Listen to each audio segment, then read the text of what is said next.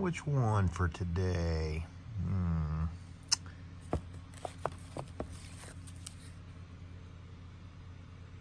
Sure, Enter the Realm of the Gods.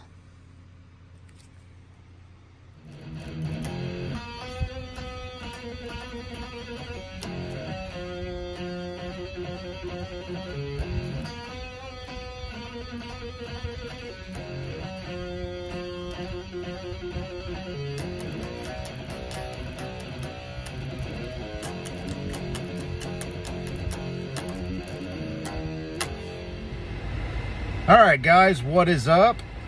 Here to talk about some more Iced Earth. I'm kind of on a little bit of a roll here.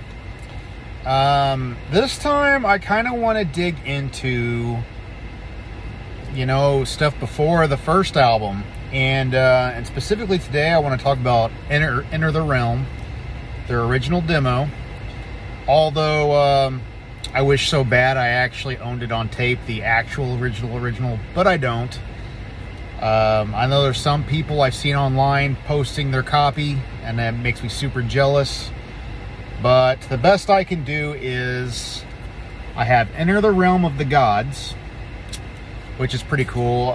So basically this copy is Enter the Realm plus Tribute to the Gods, which I already have another copy of Tribute to the Gods, like the actual original one. So I'm not really talking about that. I'm really just talking about the Enter the Realm.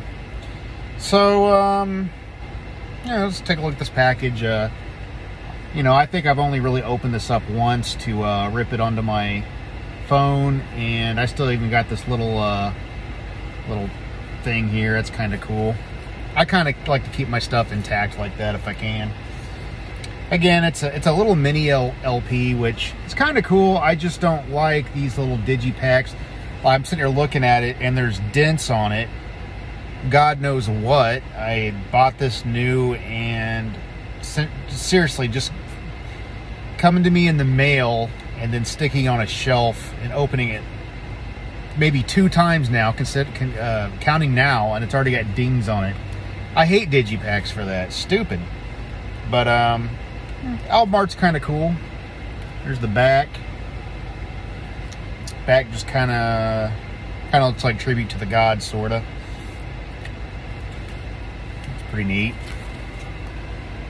Kind of like that. But, alright, so let's talk what's on Enter the Realm, the demo. There's an acoustic intro that's really cool called Enter the Realm. There's Colors, Nightmares, Curse the Sky, Solitude, and Iced Earth.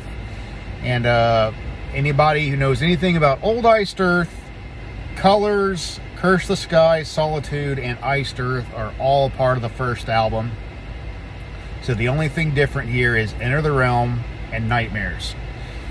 Nightmares can be found redone on Days of Purgatory, as well as Enter the Realm. So, is there a point noting this?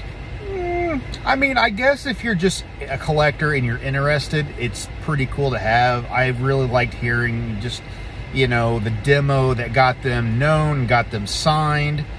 I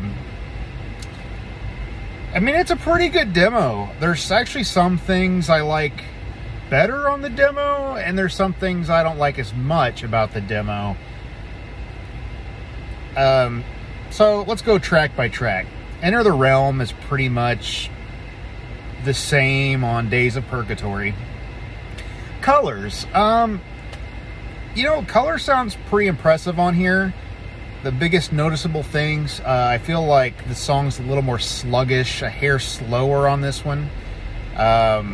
So that's, I kind of like it, you know, the album version a little more in that regard.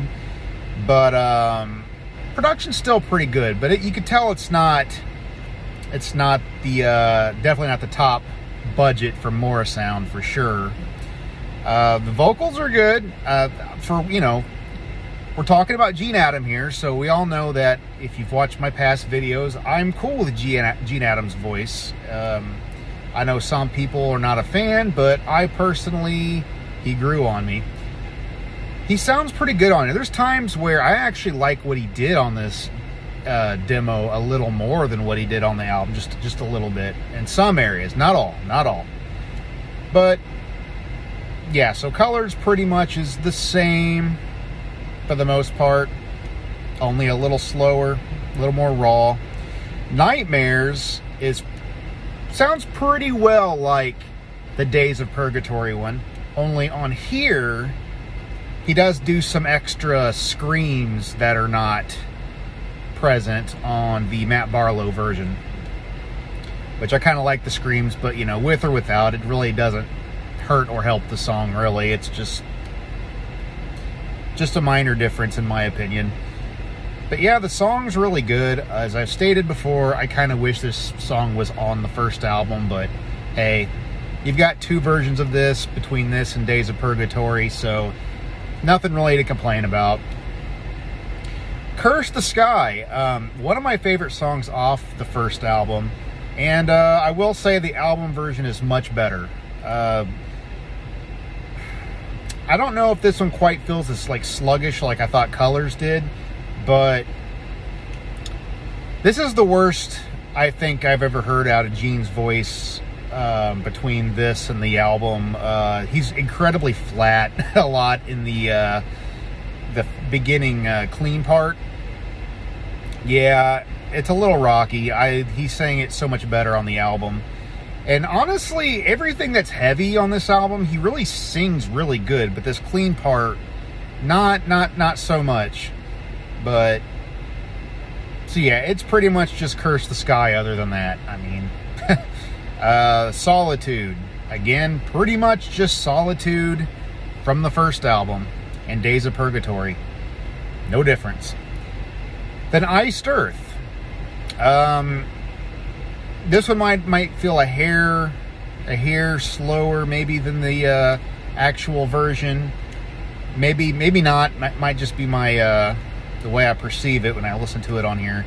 But be honest, I actually like Gene Adams' delivery on this better than the album. The way he does the verses is like really kind of grating on the album version, but on here it actually sounds a little bit cooler. It's got a little more like delay on it, and maybe a little less raspy, a little more like of a clean, high pitch type of yell, maybe. I don't know. I like that better than what he did on the album. But other than that, the song's pretty well just Iced Earth, just a little more primitive sounding with a cheaper recording.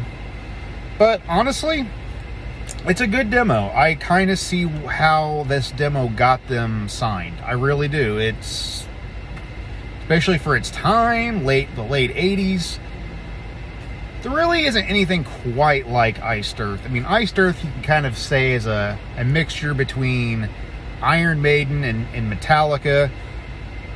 But if you actually listen to what John Schaefer said back in the early 90s during the there was like an interview that's really good on the first album, and yeah, he was talking about being influenced by Black Sabbath, Maiden, Metallica, named some other stuff. Basically, he said the metal gods pretty much.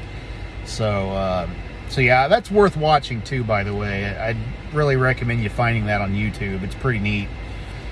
But you know, I'll say a few words just because I do got the Tribute to the Gods on here. As far as tribute albums go, this is good. Like, I don't really like covers albums that much, but this is one of the better ones. And the only other covers album I could say that I recommend going out and checking out is Hammer Falls. Between this and Hammer Falls, they're the only two that I feel like I've ever bought on purpose. But Tribute to the Gods, I don't know. Iced Earth does very good covers. So, you know, there's Kiss, Maiden, AC/DC, Judas Priest, Alice Cooper, Blue Oyster Cult, Black Sabbath. I mean, lots of stuff on there. It's cool. So this really is a pretty good value if you get this. If it's still available, I don't know. Bought this for a few years ago, several years ago. But yeah. And it's too bad I can't do some comparisons between the demo and the album. Like, I know there's like other YouTubers that somehow use copywritten material I know they didn't get permission for, and they still get by with it and have tons of viewers.